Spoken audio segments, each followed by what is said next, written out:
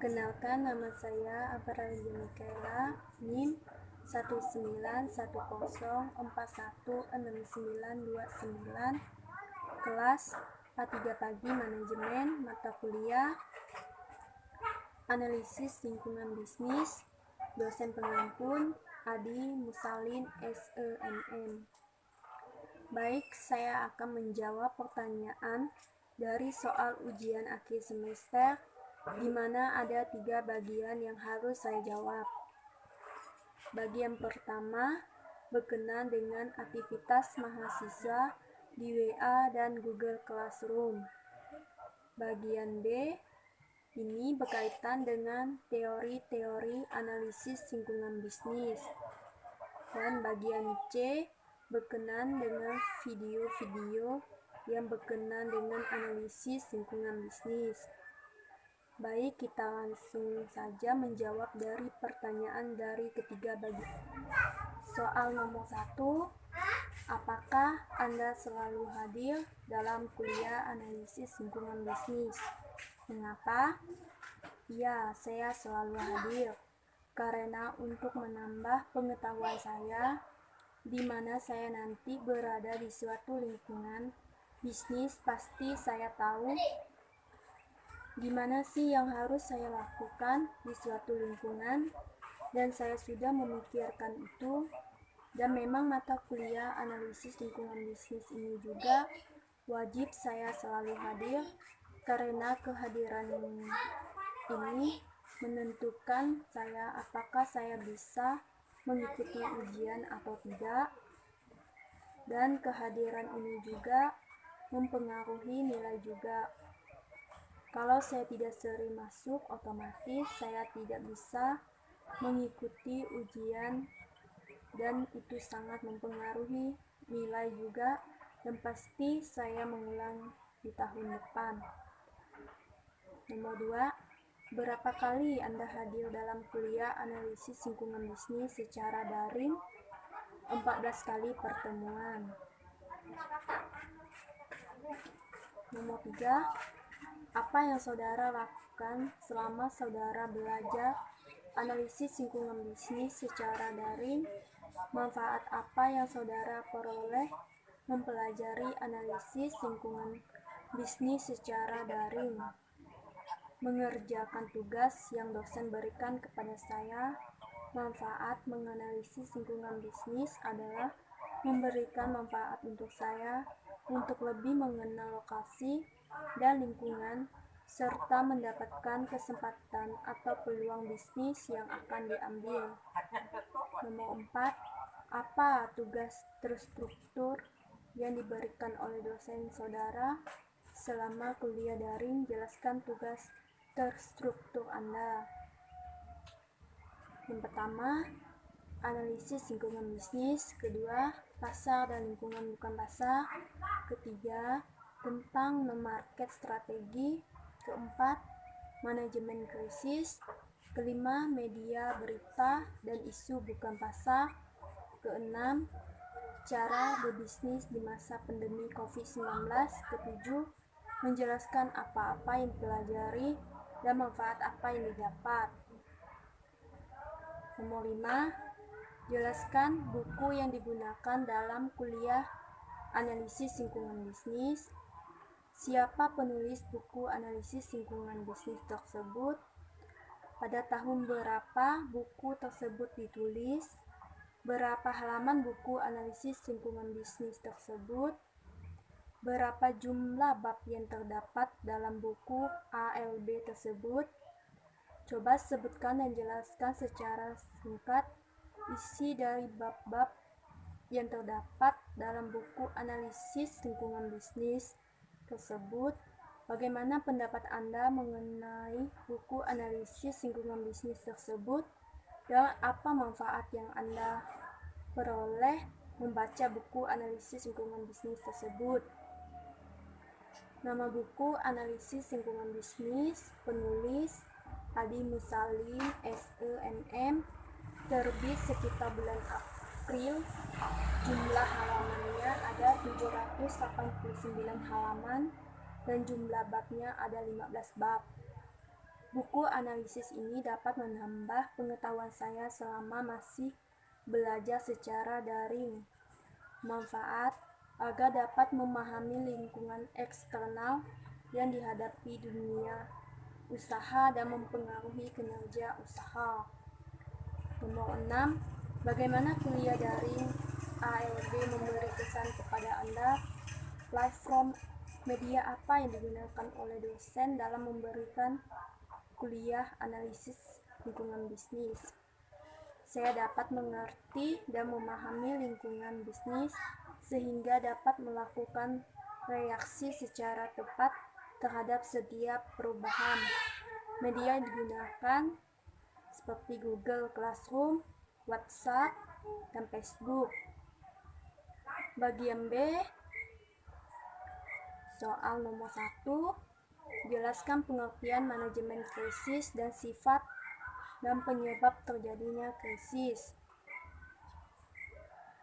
Manajemen krisis adalah proses yang membahas organisasi dengan sebuah peristiwa besar yang mengancam merugikan organisasi, pemangku kepentingan atau masyarakat umum. Penyebab terjadinya krisis pertama, utang negara yang berlebihan. Salah satu penyebab terjadinya krisis ekonomi adalah karena banyaknya beban utang negara sehingga tidak mampu membayarnya. Hal ini sama dengan halnya suatu perusahaan. Apabila memiliki banyak utang dan tidak mampu membayarnya, maka bisa dipastikan perusahaan tersebut akan bangkrut. Yang kedua, laju inflasi yang tinggi. Inflasi merupakan sebuah peristiwa di mana harga barang dan jasa mengalami kenaikan dalam waktu yang panjang. Sebenarnya inflasi tidak selalu menjadi hal yang negatif, bergantung pada tinggi rendahnya tingkat persentase inflasi. Akan tetapi jika inflasi terjadi dalam waktu yang lama serta mengalami laju yang tinggi, hal ini bisa mengakibatkan nilai uang turun dan membuat perekonomian di negara semakin memburuk. Yang ketiga, pertumbuhan yang macet.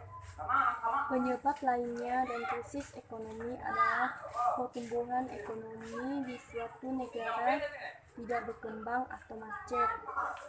Semakin buruk pertumbuhannya, maka ada kemungkinan negara tersebut masuk ke jurang krisis perekonomian.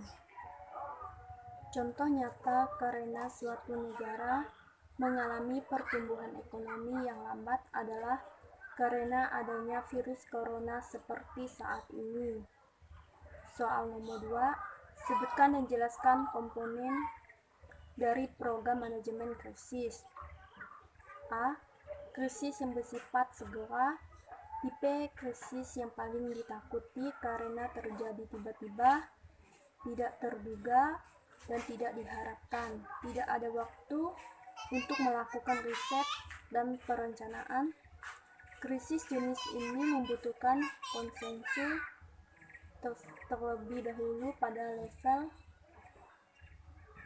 manajemen puncak untuk mempersiapkan rencana umum mengenai bagaimana bereaksi jika terjadi krisis yang bersifat segera agar tidak menimbulkan kebingungan, konflik, dan penundaan dalam menangani krisis yang muncul. B. Krisis baru muncul. Tipe krisis ini masih memungkinkan praktisi public relation untuk melakukan penelitian dan perencanaan terlebih dahulu. Namun, krisis dapat meledak jika terlalu lama tidak ditangani. Tantangan bagi public relation jika terjadi krisis jenis ini adalah meyakinkan manajemen puncak untuk mengambil tindakan perbaikan sebelum krisis mencapai tahapan krisis. C. Krisis bertahan. Tipe krisis ini adalah krisis yang tetap muncul selama berbulan-bulan bahkan bertahun-tahun, walaupun telah dilakukan upaya terbaik oleh pihak manajemen perusahaan atau organisasi untuk mengatasinya. Nomor 3, bab 7 dalam buku analisis lingkungan bisnis adalah berkenaan dengan mengetahui lingkungan bisnis. Penggunaan strategi berbasis non-pasar dan perusahaan. Jelaskan bagaimana menggunakan strategi berbasis non-pasar di perusahaan. Sebutkan contoh perusahaan yang menggunakan strategi berbasis non-pasar dalam melakukan bisnisnya. Suatu perusahaan harus menetapkan harga untuk pertama kalinya, yakni ketika 1. Perusahaan tersebut mengembangkan atau menciptakan suatu produk baru. Kedua, perusahaan tersebut baru pertama kali memperkenalkan produk regulernya. Dan ketiga, perusahaan akan mengikuti lelang atas suatu kontrak kerja baru. Harga memiliki peranan yang sangat penting, termasuk dalam hal pertukaran pemasaran. Terdengar 4 tipe dasar dari biaya konsumen, yaitu uang, waktu, aktivitas kognitif, dan usaha perilaku. Nomor 4, jelaskan apa yang dimaksud dengan strategi non-pasar umum dan sebutkan dan jelaskan 3 strategi non-pasar generik atau umum tersebut. Strategi non-pasar adalah lingkungan bukan, meliputi beberapa faktor yang mempengaruhi keseluruhan kegiatan perusahaan dalam perekonomian. 3 strategi non-pasar generik. Strategi generik dari Wieland dan Hugel. Untuk menjelaskan tentang strategi, Wieland dan Hugel menggunakan konsep dari General Electric. General Electric mengatakan bahwa pada prinsipnya strategi generik dibagi atas 3 macam, yaitu strategi stabilitas, ekspansi, dan penciut. Berikut dapat dilihat penjelasannya. Yang pertama, strategi stabilitas. Pada prinsipnya, strategi ini menekankan pada tidak pertambahan produk, pasar, dan fungsi-fungsi perusahaan lain, karena perusahaan berusaha untuk meningkatkan efisiensi di segala bidang dalam rangka meningkatkan kinerja dan keuntungan. Yang kedua, strategi ekspansi. Pada prinsipnya, strategi ini menekankan pada pertambahan atau perusahaan produk, pasar, dan fungsi-fungsi perusahaan lainnya sehingga aktivitas perusahaan meningkat. Yang ketiga, strategi penciutan.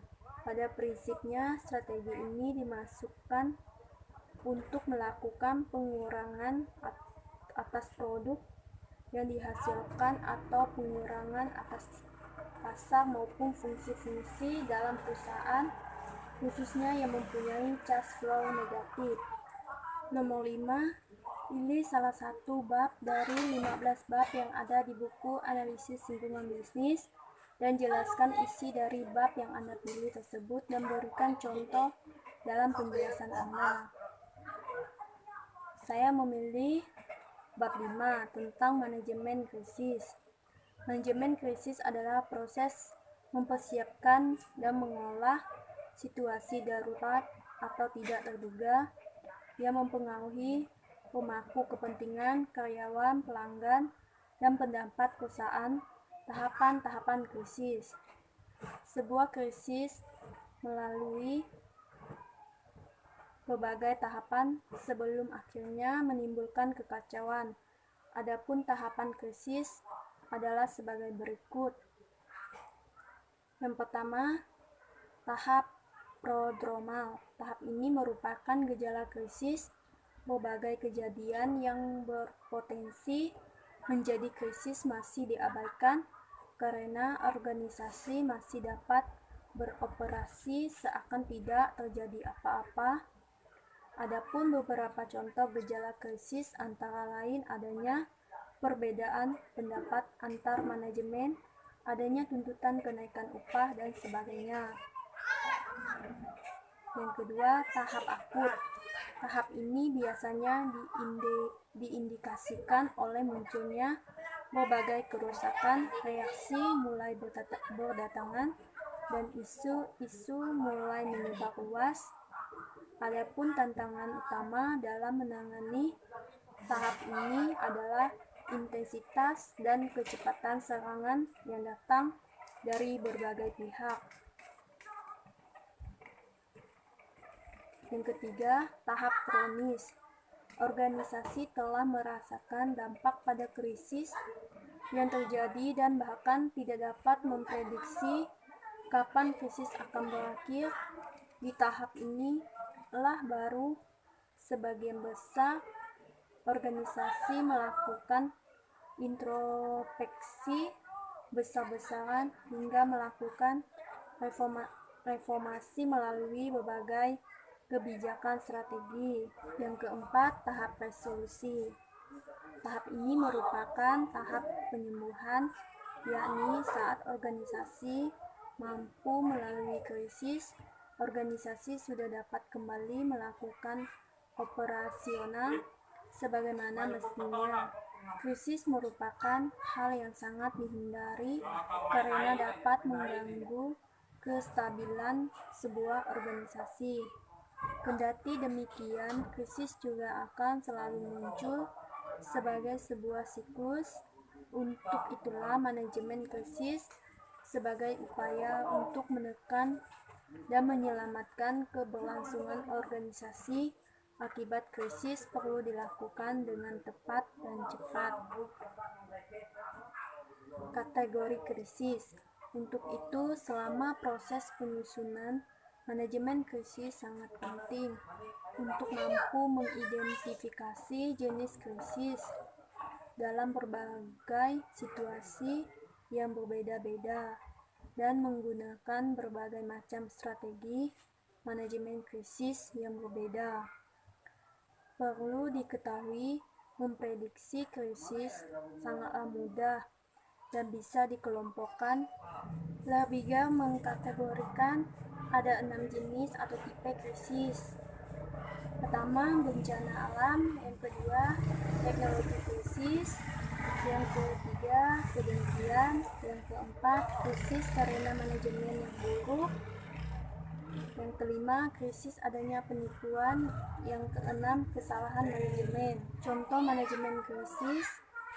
Krisis yang sedang Anda hadapi saat ini adalah virus corona, yang juga dihadapi oleh semua orang di seluruh dunia. Ini adalah pandemi yang sulit diprediksi dan tidak terelakkan. Dampak yang Anda rasakan saat ini mungkin mencakup penurunan penjualan, penurunan produktivitas setelah diberlakukannya social distancing, kesulitan melacak arus kas, dan komunikasi dengan klien yang terhambat. Jika Anda tidak melakukan apapun, maka dampaknya bisa menjadi lebih buruk. Omset Anda akan semakin berkurang dan kemudian Anda tidak mampu menggaji karyawan. Jika Anda melakukan pengurangan karyawan, maka Anda akan hanya memiliki sedikit tenaga kerja untuk membantu menjalankan operasional bisnis Anda. Agar dampak tersebut bisa dikurangi dan aktivitas bisnis bisa berjalan dengan baik, maka Anda bisa memperlakukan work from home, dan apabila ini tidak memungkinkan, maka Anda bisa mengurangi jam operasional dan menyediakan alat kesehatan untuk melindungi karyawan Anda. 6. Bagaimana peran pemerintah dalam dunia bisnis? Apakah pemerintah ini termasuk dalam lingkungan bisnis atau lingkungan pembatasan? Jelaskan jawaban Anda. Peran pemerintah Yang pertama, menetapkan regulasi. Yang kedua, memperkuat standarisasi kualitas produk, keamanan, dan lingkungan. Yang ketiga, mendukung kepentingan yang memungkinkan adanya investasi yang berkelanjutan. Yang keempat, mendukung iklim usaha yang kompetitif. Menurut saya, pemerintah ini termasuk lingkungan pasar, karena pemerintah ikut serta dalam kegiatan perekonomian supaya menanggulangi kegagalan pasar sehingga tidak adanya eksternalitas yang merugikan banyak pihak. Adapun bentuk dari peran pemerintah yakni dengan melakukan intervensi baik secara langsung maupun tidak langsung. Mengapa saya memilih lingkungan pasar? Karena yang pertama, menjamin agar kesamaan hak untuk setiap individu tetap wujud dan penindasan dapat dihindarkan. Yang kedua, menjaga agar perekonomian dapat tumbuh dan mengalami perkembangan yang teratur dan stabil. Yang ketiga, mengawasi kegiatan-kegiatan perusahaan, terutama perusahaan-perusahaan besar yang dapat mempengaruhi pasar agar mereka tidak menjalankan praktek-praktek monopoli yang merugikan. Yang keempat, untuk mempertinggi kesejahteraan sosial masyarakat. Yang kelima, mengawasi agar eksternalitas kegiatan ekonomi yang merugikan masyarakat dihindari atau dikurangi masalahnya. Bagian C, jawaban nomor 1. Judul video pertama yang saya tonton yaitu tentang lingkungan yang mempengaruhi bisnis. Makna menonton video ini karena hal ini akan memberikan dampak pada kesuksesan, skala, visi, hingga strategi dalam pengembangan bisnis setelah para pemimpin memiliki informasi terkait dampak baik dan buruk lingkungan bisnis pada perusahaan. Maka nantinya mereka bisa menciptakan strategi yang penting untuk mengendalikan situasi dan kondisi yang tidak mampu diprediksi. Teori-teori yang dijelaskan di video saya tonton, yang pertama tentang efek lingkungan pasar, yang kedua efek lingkungan bukan pasar, 3 faktor mempercepat pertumbuhan ekonomi, yang keempat unsur lain yang mempengaruhi dalam kegiatan usaha, yang kelima pola efek lingkungan kepada perusahaan-perusahaan. Wawasan saya sudah menonton video ini dapat memahami dan mengetahui tentang efek lingkungan pasar dan efek lingkungan bukan pasar yang mempengaruhi bisnis. Terima kasih.